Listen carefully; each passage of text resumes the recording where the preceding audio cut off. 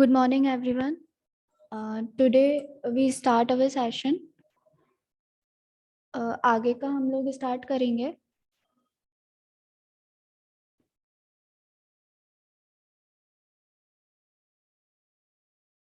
Am I audible to everyone?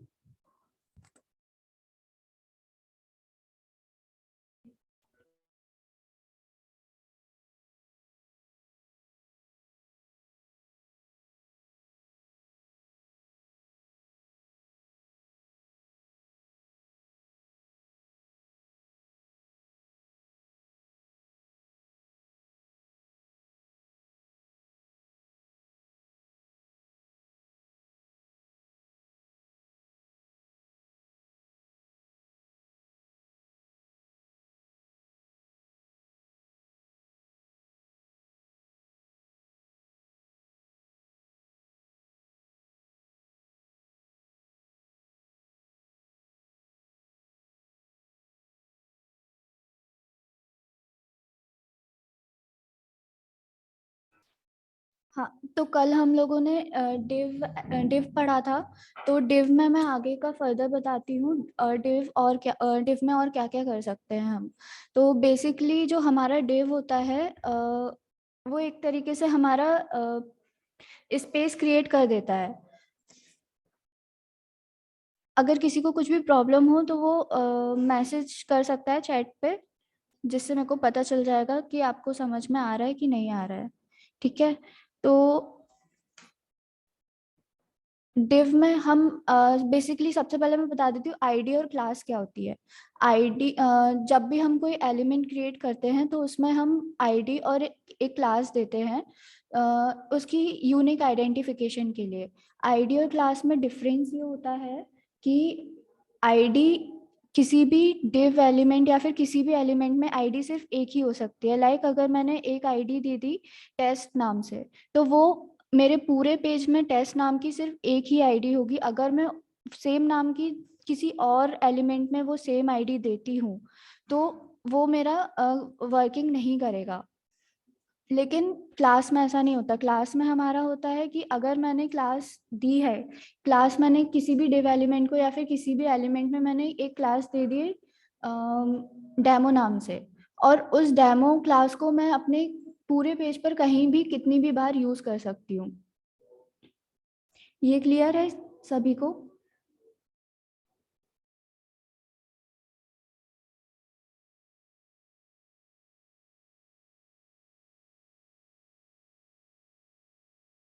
Okay. चलो अभी हम ना एक एक डेमो देख लेते हैं कि आइडियल क्लास में कैसे डिफरेंस होता है.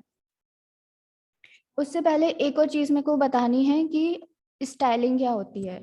स्टाइलिंग हम जब भी अपना HTML पेज क्रिएट करते हैं तो उस टाइम पर हमको स्टाइलिंग देनी होती है अपने अकॉर्डिंगली. लाइक अगर मेरे को अपना फॉन्ट साइज चेंज करना है, उसका छोटा फॉन्ट साइज रखना है, बड़ा रखना है, या उसका कलर चेंज करना है, कुछ भी करना है, तो उसके लिए हमें स्टाइलिंग देनी ही पड़ती है. अब हमारी स्टाइलिंग 3 टाइप्स की होती है. एक इंटरनल होती है, एक्सटर्नल होती है और इनलाइन होती है. तो एक्सटर्नल CSS क्या होती है? पहले हम इनलाइन से स्टार्ट करते हैं. लाइक मैंने एक डिव क्रिएट किया, उस डिव में मैंने एक मिनट.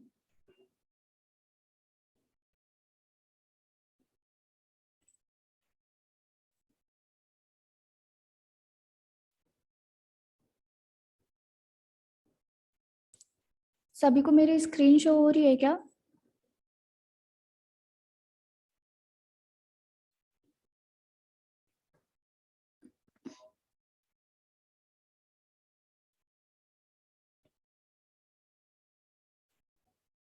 ओके. तो हम स्टार्ट करते हैं.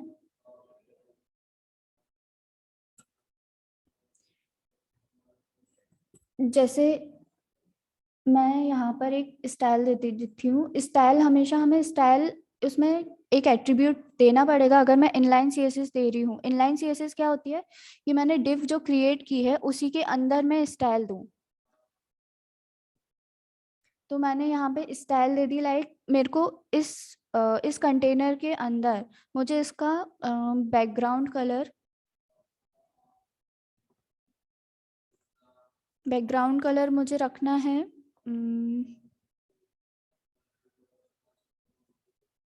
ग्रे रखना है। हाँ, और मैं इसको सेव कर देती हूँ।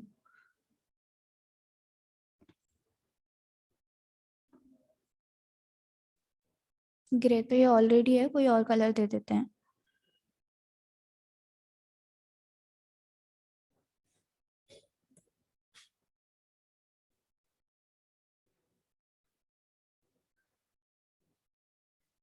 तो इसका कलर मेरा येलो हो गया। ये तो वही है मेरी इनलाइन सीएसएस। इनलाइन सीएसएस में मैंने क्या किया, मैंने इसी डिव के अंदर एक स्टाइल एट्रीब्यूट क्रिएट करके अपनी सीएसएस प्रॉपर्टीज इसमें लगा दी। अब हम देखते हैं, अब मैंने इनलाइन सीएसएस तो ये दे दी, अब मैं इसको हटा देती हूँ यहाँ से। मैं देकर देखती हूँ इंटरनल सीएसएस। इंटरनल सीएसएस हम उसी पेज पर देते हैं, लाइक जैसे ये स्टाइल एट्रीब्यूट इधर हेड सेक्शन के बाद में इधर हमने एक स्टाइल टैग करके बनाया था, और उसके अंदर हमने ये जो सीएसएस दी है इसको बोलते हैं इंटरनल सीएसएस। मींस मेरे पेज पर तो रहेगी, लेकिन मैंने उसको उसकी आईडी है क्लास के थ्रू उसको कॉल करके उसमें फिर मैंने सीएसएस दी है। और आईडी और क्लास में एक और बेसिक डिफरेंस ये भी होता है कि जब भी मैं किसी क्लास को कॉल करती हूँ तो मैं डॉट लगाकर उसके नाम से कॉल करती हूँ, लेकिन अगर मेरे को कोई आईडी कॉल करनी है, लाइक मैं इसी डिव में एक आईडी और दे देती हूँ, आईडी डेमो करके।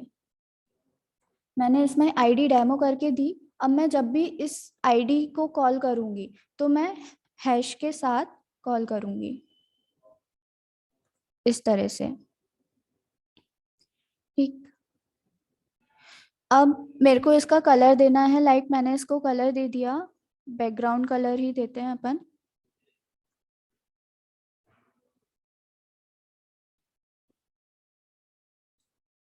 बैकग्राउंड कलर मैं दे देती हूँ इस बार रेड दे देते हैं, और मैं इसको सेव करती हूँ। देन हम इसको रन जब करेंगे तो इसका कलर क्या हो गया, रेड हो गया। वर्क उसने वही किया, बस डिफरेंस बस इतना रहा कि हमने उसको इनलाइन सीएसएस ना देके इंटरनल सीएसएस दी। अब हम बात करते हैं एक्सटर्नल सीएसएस का। एक्सटर्नल सीएसएस में क्या होता है, हम अपनी फाइल को इंक्लूड कराते हैं, तो वो मैं अभी बाद में बताती हूँ। एक्सटर्नल सीएसएस, इनलाइन और इंटरनल सीएसएस में किसी को कुछ डाउट है?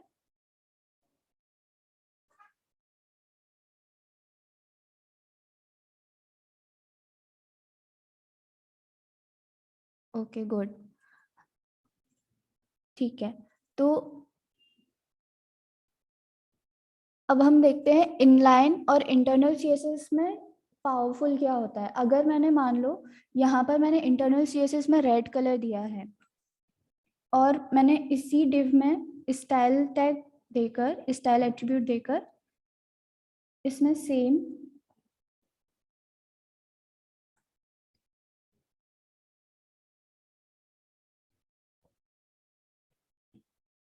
बैकग्राउंड कलर दिया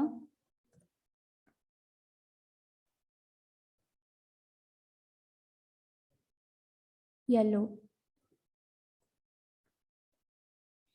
देन मेरा कौन सा रन होगा, मेरा रन होगा इनलाइन सीएसएस वाला। क्यों हुआ ऐसा, क्योंकि इनलाइन सीएसएस की जो इनलाइन सीएसएस ज़्यादा पावरफुल होती है एज कंपेयर टू मेरी इंटरनल सीएसएस। मीन्स हमारा जो फ्लो रहता है, पहले इनलाइन, अगर मैंने इनलाइन सीएसएस दी है सेम चीज़ में, और मैंने इंटरनल सीएसएस दी है प्लस एक्सटर्नल सीएसएस दी है, तो मैंने जो भी इनलाइन सीएसएस दी होगी वो चलेगी, इंटरनल सीएसएस मेरी नहीं चलेगी। अभी मान लो मैंने इनलाइन सीएसएस नहीं दी, मैंने इंटरनल सीएसएस दी है और एक्सटर्नल सीएसएस दी है। एक्सटर्नल सीएसएस में मैंने इस डिव का कलर रखा था ब्लैक, और इनलाइन इंटरनल सीएसएस में मैंने रखा रेड। तो एक्सटर्नल सीएसएस वाली नहीं चलेगी, हमारी चलेगी इंटरनल सीएसएस वाली।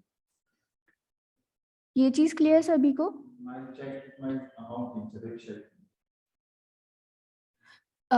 आईडी हम इसलिए यूज करते हैं जिससे एक यूनिकनेस हो जाती है। लाइक हम एक एग्जांपल ले सकते हैं, हम एक एग्जांपल ले सकते हैं, लाइक हमारी एक क्लास होती है, हम किसी भी कॉलेज का एग्जांपल ले लेते हैं। कॉलेज में हमारी क्लास होती है, उस क्लास में मल्टीपल स्टूडेंट्स होते हैं। तो एक क्लास में मल्टीपल स्टूडेंट्स है, मतलब क्लास में ज़्यादा, मतलब वो मल्टीपल बार यूज हो सकती है, लेकिन उन स्टूडेंट्स की एक पर्टिकुलर यूनिक आईडी होती है। लाइक अगर कोई ए स्टूडेंट है और बी स्टूडेंट है, अब उनका जो रोल नंबर होगा वो तो यूनिक होता है। सेम टू स्टूडेंट्स का रोल नंबर सेम नहीं हो सकता। सेम विथ आईडी, आईडी एक हमारी यूनिक होती है, वो सिमिलर नहीं हो सकती। क्लियर? ओके।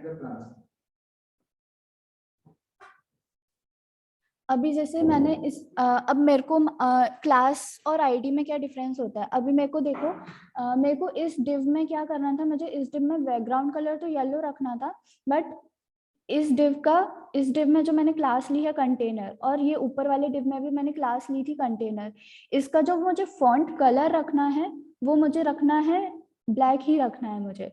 तो मैं क्या करूंगी, मैं बार बार इनलाइन सीएसएस नहीं दूंगी, या फिर एक यूनिकनेस। अभी मेरे को इस डिव जो डेमो डिव थी मेरी, उसमें मेरे को सिर्फ येलो कलर, सिर्फ उसी डिव में रखना था येलो कलर बैकग्राउंड कलर, लेकिन मुझे दूसरी डिव में डिफरेंट कलर रखना है, लेकिन इन दोनों में जो मुझे इनका टेक्स्ट का कलर रखना है वो मुझे ब्लैक ही रखना है। तो उसके लिए मैं उनकी क्लास से कॉल करूंगी, लेकिन जब मुझे सिर्फ एक डिव का बैकग्राउंड कलर, एक डिव में यूनिक चीज देनी है, तो उसके लिए मैं आईडी से कॉल करूंगी। ये चीज क्लियर?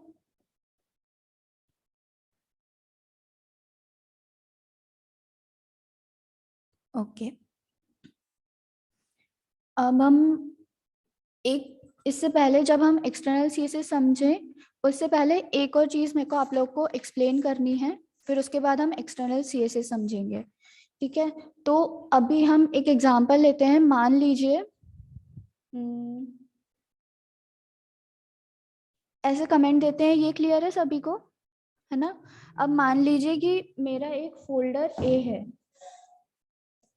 एक फोल्डर ए है और मेरा फोल्डर बी है। मैं डेमो करके भी बता दूंगी, अभी हम थ्योरेटिकल देख लेते हैं। एक मेरा फोल्डर सी है। अब सपोज मानिए कि फोल्डर ए में मेरी दो फाइल्स हैं, एक है a1.html और दूसरी है मेरी a2.html। ठीक, फोल्डर बी में मेरी है b.html और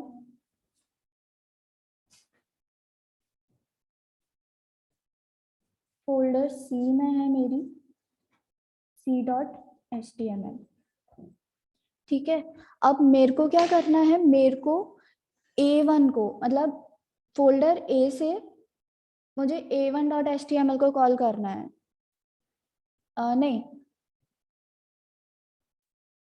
नहीं, मुझे A2 से, जो मेरी फोल्डर ए है, मैं फोल्डर ए के अंदर ही हूँ, मुझे a2.html फाइल में a1.html को इंक्लूड करना है। तो वो मैं कैसे करूँगी, एंकर टैग लगाकर करते हैं, ये तो सभी को क्लियर ही है। एंकर टैग में मैं href दूंगी और सिर्फ उसका फाइल का नाम दे दूंगी। क्यों दे दूंगी?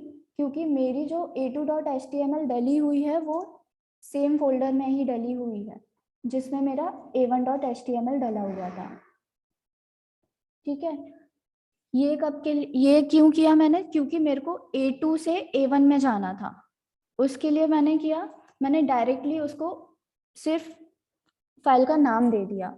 अभी मेरे को क्या करना है, अगर मुझे जाना है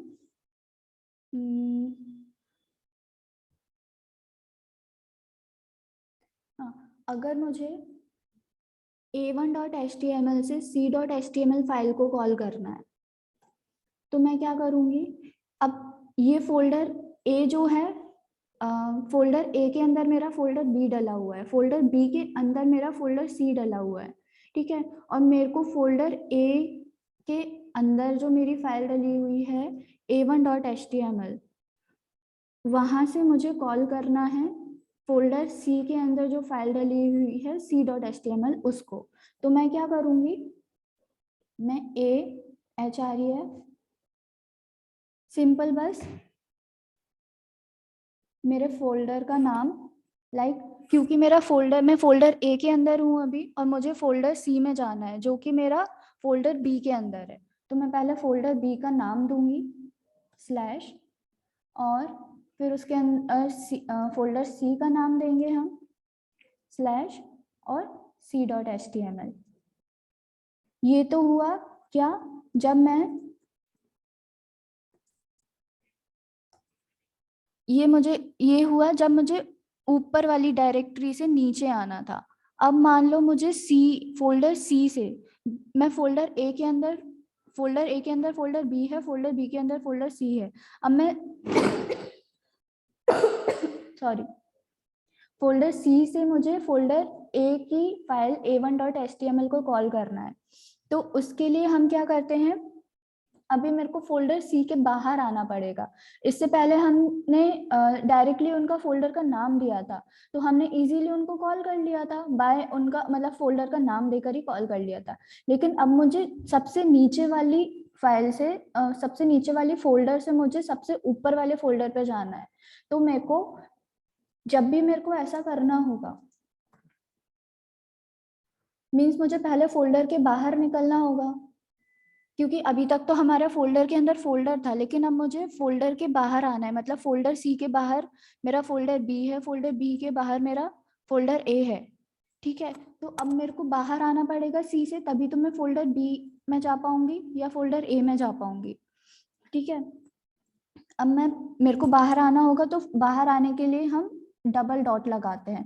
जैसे ही मैं ये डबल डॉट लगाऊंगी वैसे ही मैं फोल्डर सी के बाहर आ जाऊंगी। फोल्डर सी के बाहर आ जाऊंगी मतलब फोल्डर बी के अंदर आ जाऊंगी। ये फोल्डर बी के अंदर क्यों आ गई मैं, क्योंकि फोल्डर ए के अंदर मेरा फोल्डर बी है, फोल्डर बी के अंदर मेरा फोल्डर सी है। सभी को क्लियर हो रहा है ना?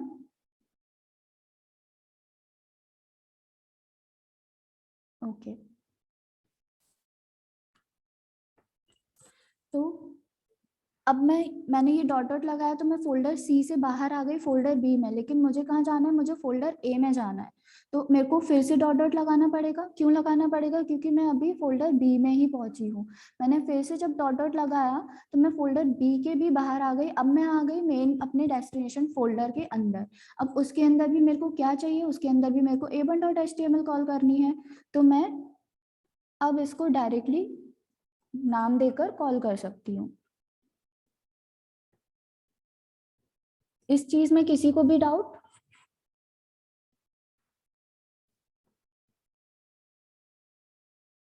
सभी को क्लियर है? ओके, तो अब हम क्या करते हैं, अब हम अपना एक्सटर्नल CSS समझते हैं। मैं एक यहाँ पे एक न्यू फाइल क्रिएट कर देती हूँ। हाँ, और जब भी हम एक्सटर्नल CSS क्रिएट करेंगे तो हम उसको .css एक्सटेंशन के साथ सेव करेंगे। जब मैं HTML फाइल क्रिएट कर रही हूँ तो मैं .html से क्रिएट कर रही हूँ, उसका एक्सटेंशन मैंने .html दिया है। लेकिन अब जब मैं .css मतलब मेरे को स्टाइल पेज बनाना है जो कि एक्सटर्नल CSS बनानी है, तो उसके लिए मैं क्या करूँगी, उसके लिए मैं इस फाइल को .css के नाम से सेव करूँगी। ठीक है, अभी हम इसको पहले सेव कर देते हैं demo.css के नाम से। एक और चीज, अभी तक जब भी मैं अपनी CSS दे रही थी तो मेरे को स्टाइल का यूज करना पड़ रहा था। मतलब जब मैंने अपनी इंटरनल CSS इनलाइन CSS दी थी तब भी मैंने स्टाइल एट्रीब्यूट यूज किया था। जब मैंने इंटरनल CSS दी तब भी मैंने अपनी CSS स्टाइल टैग्स के अंदर दी। लेकिन अब जब मैं एक्सटर्नल CSS बना रही हूँ तो मुझे उसमें स्टाइल यूज नहीं करना है, मतलब स्टाइल वर्ड यूज नहीं करना, मैं डायरेक्टली अपना CSS देने लगूंगी। अब सबसे पहले हम अपनी फाइल और CSS को लिंक कर लेते हैं। लिंक कैसे करते हैं अपनी फाइल और CSS को? लिंक हम अपने हेड सेक्शन के अंदर डालते हैं लिंक।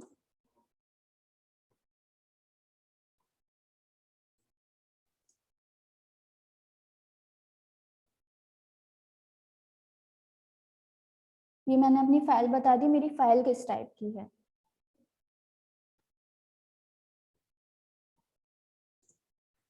और उसमें मैंने टाइप दिया कि टाइप क्या है मेरा, कि मैं क्या लिखने वाली हूँ अपनी फाइल में।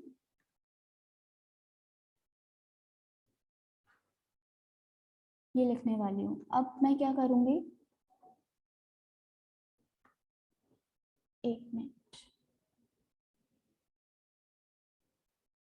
इसको मैं नीचे कर लेती हूँ, शायद दिख नहीं रहा होगा आप लोगों को। हाँ,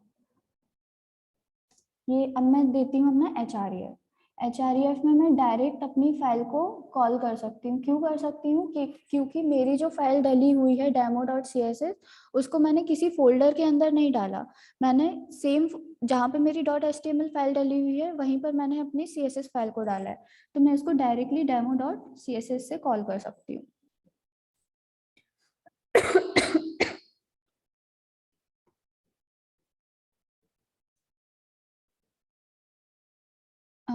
अब मान लीजिए मैं क्या करती हूँ, ये जो मेरा फर्स्ट वाला कंटेनर था उसको भी मैं एक आईडी दे देती हूँ। आईडी मैंने इसको दे दी, demo1 के नाम से दे दी। ठीक, अब मैं इसको कॉल करती हूँ demo1 और इसमें मैं कर देती हूँ बैकग्राउंड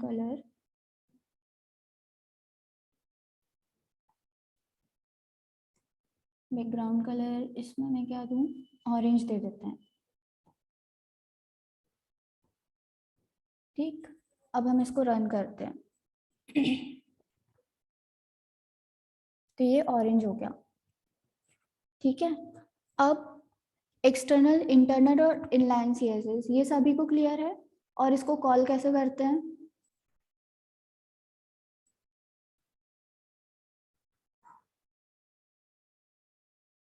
ओके।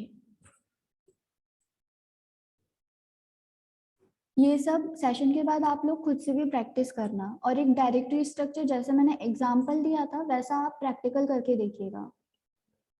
बेटर वैसे हम देखें तो बेटर हमारा एक्सटर्नल CSS होता है, उसके बाद इंटरनल होता है, इनलाइन होता है। इनलाइन हम ज्यादातर क्यों नहीं देते, क्योंकि अगर मैंने इनलाइन दे दिया तो बाद में फिर मेरे को रेस्पॉन्सिवनेस करने में दिक्कत होगी। सॉरी। अब ये रेस्पॉन्सिवनेस क्या होती है, ये रेस्पॉन्सिवनेस क्या होती है, लाइक मैं अभी अपने वेब पेज को खोल रही हूँ कंप्यूटर पे, PC पर या फिर अपने लैपटॉप पर। ठीक है, अब मान लीजिए मुझे अपना सेम वेब पेज अपने फ़ोन में खोलना है, तो हर स्क्रीन साइज के लिए मेरा जो मैंने वेब पेज बनाया है वो जैसा मैंने बनाया है वैसा ही दिखे, मतलब उसका जो डिजाइनिंग है वो ना बिगड़े। उस चीज को हम रिस्पॉन्सिवनेस कहते हैं। अगर मेरा कोई वेब पेज है, अब मैं अब वो रिस्पॉन्सिवनेस हम कैसे चेक करते हैं वो भी मैं बता देती हूँ। हम इंस्पेक्ट करेंगे। इंस्पेक्ट कैसे करते हैं, कंट्रोल शिफ्ट और आई, नहीं एक मिनट, यहाँ से हम राइट क्लिक करके भी इंस्पेक्ट कर सकते हैं। ठीक है, अब मैं अपनी इस वाली वेबसाइट की रेस्पॉन्सिवनेस देखती हूँ। अभी मेरे ये जो इमेज है और ये डिव है वो इस तरीके से आ रहे हैं। अब मैं जब इसको रेस्पॉन्सिवनेस देखूंगी, ये जो मेरे दो मोबाइल बन रहे हैं ना साइड से, उस पर मैं क्लिक करूंगी। ठीक है, और इसको मैं देखती हूँ। अब ये जो मेरे डिव आ रहे थे अभी तक, जब वो बड़ी स्क्रीन साइज थी तब वो बीच में आ रहे थे, जैसे ही लेकिन स्क्रीन साइज कम हुई वैसे ही मेरे डिव कहाँ हो गए, वो पेज के लास्ट में आने लगे। और अगर मैं इसको इससे भी छोटा करूंगी तो भी वो लास्ट में ही आ रहे हैं। और इधर आप देख रहे इमेज और ये डिव में कितना गैप आ गया। तो ये चीज ना बिगड़े, जैसा मेरा बड़ी स्क्रीन साइज में दिख रहा था वैसा ही मेरा छोटी स्क्रीन साइज में भी दिखे, उसको बोलते हैं हमारा पेज रिस्पॉन्सिव है कि नहीं है।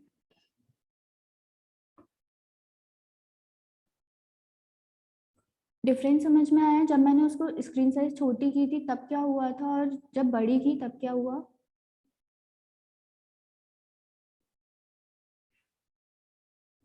ओके, तो वैसे हम देखा जाए तो हमारा एक्सटर्नल सीएसएस अच्छा होता है, फिर इंटरनल होता है, फिर इनलाइन होता है, लेकिन जो पावरफुल होता है वो इनलाइन होता है।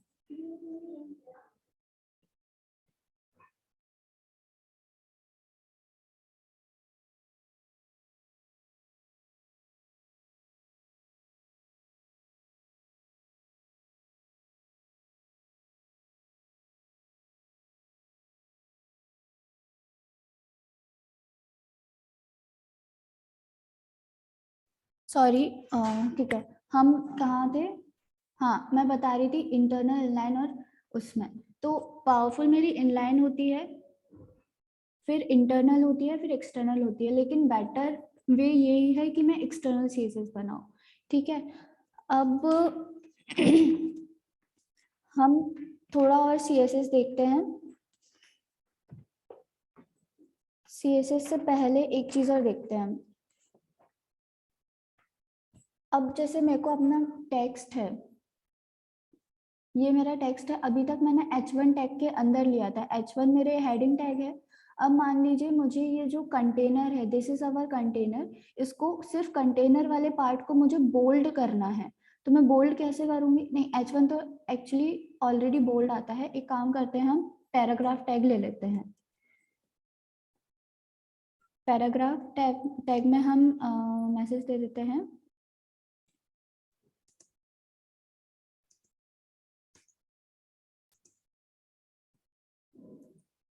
This is my text paragraph. अभी मैं इसको सेव करके रन करती हूँ, तो ये आ गया।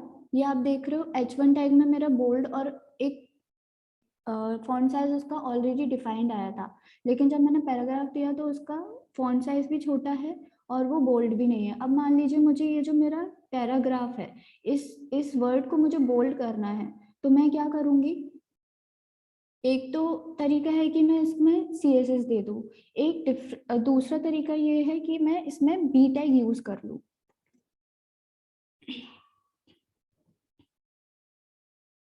बी टैग क्या करता है? बी टैग हमारे उस पर्टिकुलर वर्ड को, जिसको भी मुझे बोल्ड करना है, उसको वो बोल्ड कर देता है। डिफरेंस समझ में आया?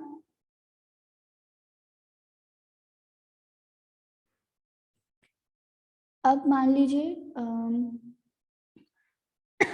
मुझे दिस इज के बाद में मुझे जो करना है, मैं चाहती हूँ मेरा माई टेस्ट पैराग्राफ नेक्स्ट लाइन में आए। तो नेक्स्ट लाइन में आए उसके लिए मैं क्या कर सकती हूँ? दिस इज के बाद मैं एक बी आर टैग दे सकती हूँ। बी आर टैग क्या करता है? बी आर टैग होता है ब्रेक के लिए, मतलब वो मेरे इस पार्ट के बाद मेरी लाइन को ब्रेक कर देगा और नेक्स्ट लाइन में बाकी का पार्ट दिखाएगा, इस तरह से। क्लियर? हम्म।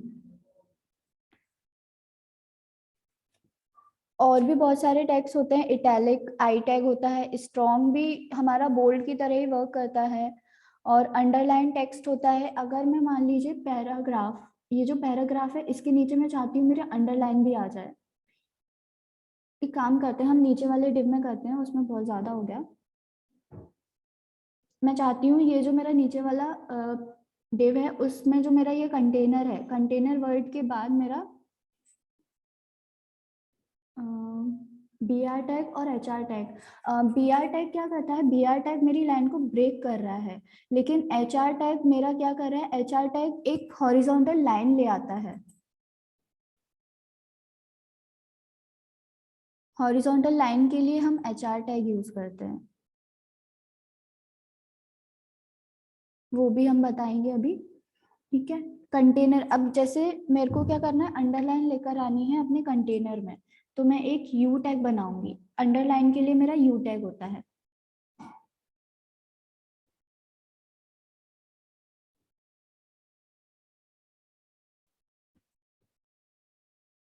तो नीचे वाले में किया था हमने, तो ये आप देख रहे हो कंटेनर के नीचे मेरी अंडरलाइन आ गई। ठीक है, अभी और भी बहुत सारे टैग्स होते हैं, वो हम धीरे धीरे सीखेंगे। अब हम देखते हैं CSS, देखते हैं हमारा अभी क्या क्या हो गया। हमारा इंटरनल, इनलाइन, एक्सटर्नल सीएसएस हो गया। आईडी और क्लास में हम लोगों ने डिफरेंस देख लिया। अब हम देखते हैं आगे की सीएसएस। ठीक है, अब एक कोई भी, जब भी हम एक एलिमेंट क्रिएट करते हैं तो एक वो एक बॉक्स तरीके से मॉडल बना लेता है, लाइक और उस बॉक्स में भी कैसे होता है, पहले हमारा उसमें मार्जिन आ जाता है, उसके बाद एक मिनट, इसको मैं कमेंट करके ही बताती हूँ। उस बॉक्स का पूरा लेआउट कैसा होता है, पहले मेरा मार्जिन आ जाता है, मार्जिन के नीचे मेरा बॉर्डर आ जाता है, बॉर्डर के बाद मेरा पैडिंग आता है, और पैडिंग के अंदर मेरा जो मेन कंटेंट है वो आता है।